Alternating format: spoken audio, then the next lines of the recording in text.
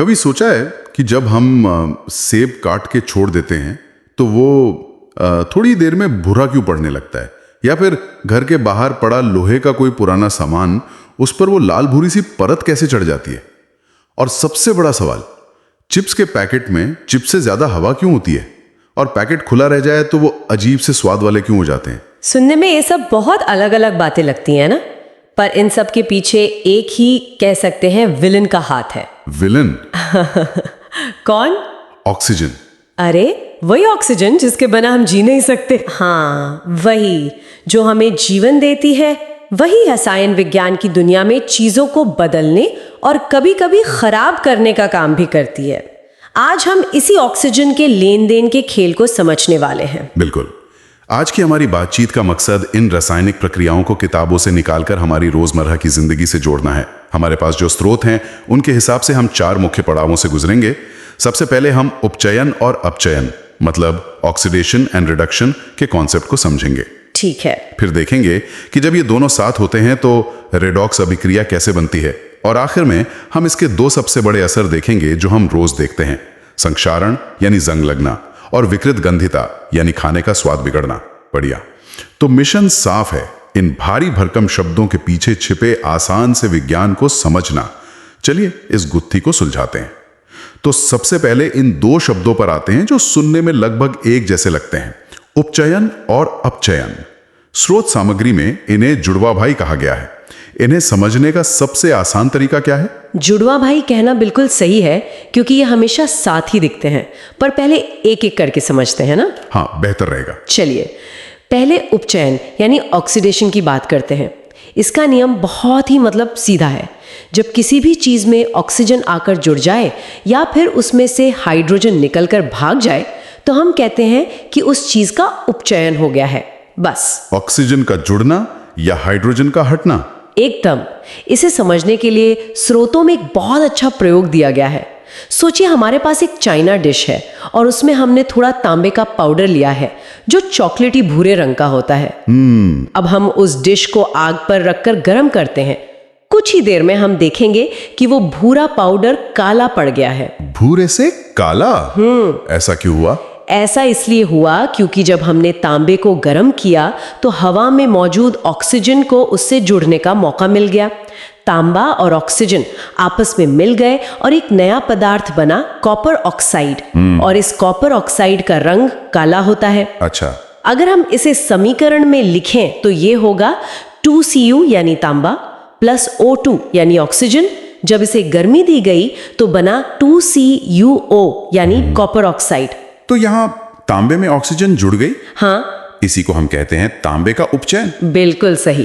अच्छा, ये तो समझ आया, ऑक्सीजन का जुड़ना मतलब उपचयन। तो फिर इसका जो जुड़वा भाई है अपचयन या रिडक्शन, हाँ, वो इसका ठीक उल्टा होना चाहिए। मतलब ऑक्सीजन का निकल जाना या शायद हाइड्रोजन का जुड़ जाना। एकदम सही पकड़ा। अपचयन उपचयन का बिल्कुल उल्टा है, ऑक्सीजन का निकलना या हाइड्रोजन का जुड़ना।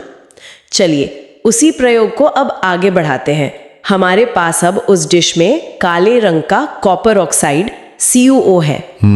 अब सोचिए कि हम इस काले पाउडर के ऊपर से हाइड्रोजन गैस H2 गुजारते हैं और साथ साथ उसे गर्म भी करते रहते हैं। तो अब क्या होगा? एक छोटा सा जादू होगा। वो काली परत धीरे धीरे गायब होने लगेगी और हमें हमारा असली भूरे रंग का तांबा वापस मिल जाएगा। वाह! ऐसा इसलिए हुआ क्योंकि हाइड्रोजन ने कॉपर ऑक्साइड से उसकी ऑक्सीजन छीन ली। समीकरण ऐसा बनेगा CuO प्लस H2 गर्मी देने पर बना Cu प्लस H2O यानी पानी। अच्छा। तो यहाँ क्या हुआ? कॉपर ऑक्साइड ने अपनी ऑक्सीजन खो दी, इसलिए हम कहेंगे कि कॉपर ऑक्साइड का अपचयन हो गया। एक मिनट, यहाँ कुछ बहुत दिलचस्प हुआ। जब कॉपर ऑक्साइड का अपचयन हो रहा था क्योंकि वो ऑक्सीजन खो रहा था, उसी वक्त हाइड्रोजन का क्या हुआ? वो तो H2 से H2O बन गया, मतलब उसने तो ऑक्सीजन हासिल कर ली। तो क्या उसका उपचयन हो गया? बेहतरीन सवाल, और यहीं पर इस कहानी का सबसे बड़ा राज खुलता है। आपने बिल्कुल सही देखा। असल में उपचयन और अपचयन कभी अकेले नहीं होते, ये हमेशा साथ साथ होते हैं। अच्छा। हाँ, अगर कोई ऑक्सीजन दे रहा है तो कोई ना कोई उसे लेने वाला भी होना चाहिए, है ना? बिल्कुल। ये लेन देन एक ही समय पर होता है। एक हाथ से ताली नहीं बजती। सही बात है। और जब किसी एक ही रासायनिक अभिक्रिया में एक चीज का उपचयन हो रहा हो और दूसरी का अपचयन, तो ऐसी ही अभिक्रिया को हम रेडॉक्स अभिक्रिया कहते हैं। रेडॉक्स? हाँ, रेडॉक्स शब्द भी इन्हीं दोनों से मिलकर बना है।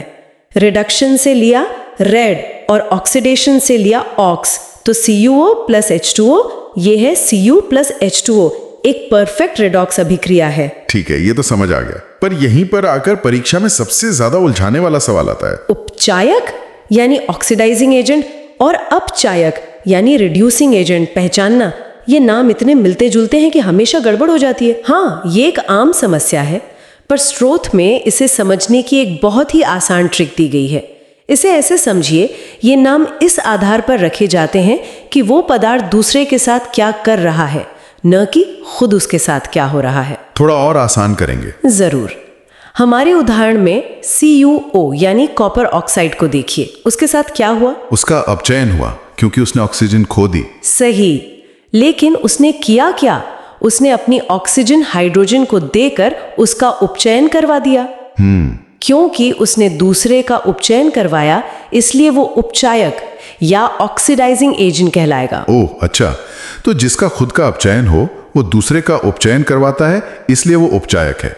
तो इसी लॉजिक से हाइड्रोजन का खुद उपचयन हुआ क्योंकि उसने ऑक्सीजन ली, पर उसने CuO से ऑक्सीजन छीनकर उसका अपचयन करवा दिया। तो हाइड्रोजन हुआ अपचायक या रिड्यूसिंग एजेंट। बिल्कुल सही।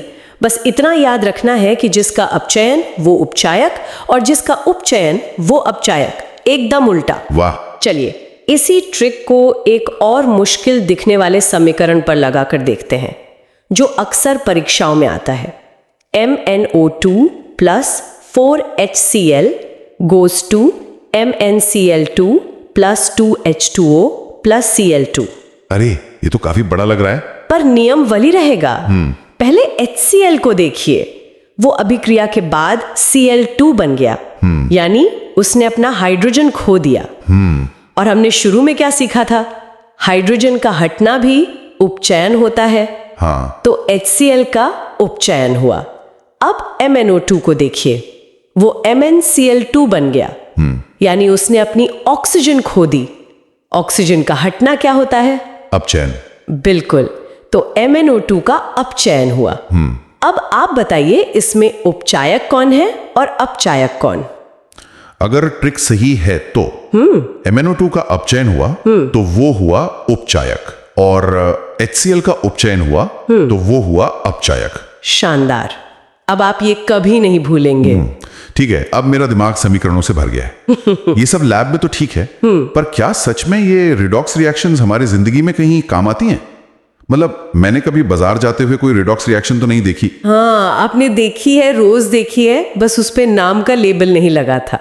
चलिए इस केमिस्ट्री को लैब से बाहर हमारे घरों में लाते हैं। उपचयन का सबसे पहला और सबसे आम असर है संक्षारण। संक्षारण? करोजन? हाँ, सीधा साधा मतलब है जंग लगना। जब भी कोई धातु जैसे लोहा अपने आसपास की नमी, हवा या किसी एसिड के संपर्क में आती है, तो वो धीरे धीरे खराब होने लगती है। उसकी ऊपरी परत एक नए कमजोर पदार्थ में बदलने लगती है। इसी प्रक्रिया को संक्षारण कहते हैं। अरे हाँ, मेरे दादाजी का पुराना संदूक था, पूरा लाल भूरा हो गया था। वो कहते थे कि इसमें कैरेक्टर आ गया है। अब समझ आया, वो तो बस धीमी गति से हो रहा उपचयन था। स्रोत में 3 धातुओं के जंग के रंगों पर खास ध्यान देने को कहा गया है। जी, ये याद रखना बहुत जरूरी है। पहला तो लोहा, जिस पर लाल भूरी परत चढ़ती है, जिसे हम जंग कहते हैं। ठीक है। दूसरा है चांदी। चांदी की पायल या बर्तन कुछ समय बाद काले पड़ जाते हैं ना। वो हवा में मौजूद सल्फर गैस से अभिक्रिया करके सिल्वर सल्फाइड बना लेते हैं। और तीसरा है तांबा। तांबे के लोटे या मूर्तियों पर हरे रंग की परत जम जाती है। ये बेसिक कॉपर कार्बोनेट होता है। तो क्या हम अपनी चीजों को इस कैरेक्टर से बचा नहीं सकते? बिल्कुल बचा सकते हैं, और तरीके भी बहुत आसान है। सबसे आम तरीका है पेंट करना। पेंट करना? हाँ, पेंट की एक परत धातु और हवा नमी के बीच एक दीवार खड़ी कर देती है, उनका संपर्क ही तोड़ देती है। दूसरा तरीका है तेल या ग्रीस लगाना, जैसा हम मशीनों के पुर्जों में करते हैं। और एक बहुत ही स्मार्ट तरीका है यशद लेपन। यशद क्या? यशद लेपन या गैल्वेनाइजेशन। गैल्वेनाइजेशन? हाँ, ये क्या है? इसमें हम लोहे के ऊपर जिंक धातु की एक पतली परत चढ़ा देते हैं। अब यहाँ केमिस्ट्री का कमाल देखिए। जिंक लोहे से ज्यादा क्रियाशील होता है। मतलब अगर ऑक्सीजन हमला करेगी तो जिंक कहेगा पहले मुझसे लड़ो। अच्छा। जिंक खुद ऑक्सीजन से अभिक्रिया करके नष्ट हो जाता है, लेकिन लोहे को सुरक्षित रखता है। वाह, मतलब ये एक तरह की रासायनिक बॉडीगार्डिंग हो गई। जिंक लोहे के लिए अपनी कुर्बानी दे देता है। हाँ बिल्कुल, यूं ही समझिए। ये तो वाकई स्पॉट है। एक धातु को बचाने के लिए दूसरी को ढाल बना दो। ठीक है, अब आते हैं उपचयन के दूसरे असर पर, जिसका कनेक्शन सीधा हमारी रसोई से है। विकृत गंधिता। इसकी शुरुआत उसी चिप्स के पैकेट से करते हैं। तो क्या कंपनियां हमें सच में हवा बेचकर ठग रही हैं? ये बहुत आम गलतफहमी है। असल में वो हवा नहीं होती, वो नाइट्रोजन गैस होती है। नाइट्रोजन? हाँ, और ऐसा करने की वजह ही विकृत गंधिता से बचना है। होता यह है कि जिन खाने की चीजों में तेल या फैट होता है, जैसे चिप्स, नमकीन, वो जब हवा के ऑक्सीजन के संपर्क में आते हैं तो उनका भी उपचयन हो जाता है। और इस उपचयन से क्या होता है? उससे खाने का स्वाद और उसकी महक दोनों बदल जाते हैं। खाना बासी हो जाता है, उसमें से एक अजीब सी गंध आने लगती है। विकृत का मतलब है बिगड़ा हुआ और गंध का मतलब है महक। तो बिगड़ी हुई महक ही विकृत गंधिता है। तो चिप्स के पैकेट में नाइट्रोजन भरने से ये रुक जाता है। हाँ, नाइट्रोजन एक बहुत ही सुस्त अक्रिय गैस है। वो आसानी से किसी से अभिक्रिया नहीं करती। तो पैकेट से ऑक्सीजन निकालकर नाइट्रोजन भर दी जाती है, ताकि चिप्स का तेल ऑक्सीजन के संपर्क में आए ही नहीं और उसका उपचयन न हो, वो ताजे बने रहें। तो मतलब वो हवा घोटाला नहीं है, वो तो मेरे स्नैक्स को बासी होने से बचाने का एक चालाक वैज्ञानिक तरीका है। आज से मुझे चिप्स के पैकेट पर गुस्सा नहीं आएगा। बिल्कुल, और भी तरीके हैं इसे रोकने के। हम अपने घरों में खाने को एयर टाइट डिब्बों में क्यों रखते हैं? ताकि हवा ना लगे। सही, ताकि ऑक्सीजन अंदर ना जा पाए। बाजार में मिलने वाले बहुत से खाद्य पदार्थों में प्रतिऑक्सीकारक मतलब एंटीऑक्सीडेंट्स भी मिलाए जाते हैं। ये ऐसे रसायन होते हैं जो उपचयन की प्रक्रिया को या तो रोक देते हैं या बहुत धीमा कर देते हैं। तो कुल मिलाकर आज हमने जो भी बात की उसका सार ये है कि ऑक्सीजन का ये लेन देन, ये रिडॉक्स का खेल सिर्फ केमिस्ट्री की किताबों तक ही सीमित नहीं है। ये हर पल हमारे चारों तरफ हो रहा है। लोहे के गेट पर जंग लगने से लेकर हमारी पसंदीदा नमकीन के खराब होने तक। बिल्कुल। और इस चर्चा को खत्म करने से पहले हम श्रोताओं के मन में 2 सवाल छोड़ना चाहेंगे, जो सीधे स्रोतों से ही हैं। इन पर सोचिएगा जरूर। पहला, हम जो सांस लेते हैं श्वसन, उसे भी एक तरह की ऊष्माक्षेपी अभिक्रिया क्यों कहते हैं? जब हम दौड़ते हैं तो हमें गर्मी क्यों लगती है? इसका इस उपचयन से क्या लेना देना है? ये दिलचस्प है। और दूसरा सवाल, जब हम कहते हैं कि लोहे पर पेंट करने से जंग नहीं लगता, तो इसके पीछे का विज्ञान क्या है? ये सिर्फ जंग से बचाने से ज्यादा गहरी बात है। वो पेंट की परत असल में रासायनिक स्तर पर क्या काम कर रही है? वो लोहे और ऑक्सीजन नमी का संपर्क तोड़ने का एक भौतिक तरीका है। इन सवालों के साथ हम आज की बातचीत समाप्त करते हैं। उम्मीद है अब ये समझ आया होगा कि रसायन विज्ञान सिर्फ मुश्किल समीकरणों और सूत्रों का नाम नहीं है, बल्कि ये हमारे अपने जीवन में हो रहे छोटे बड़े बदलावों को समझने का एक नजरिया है, एक तरीका है।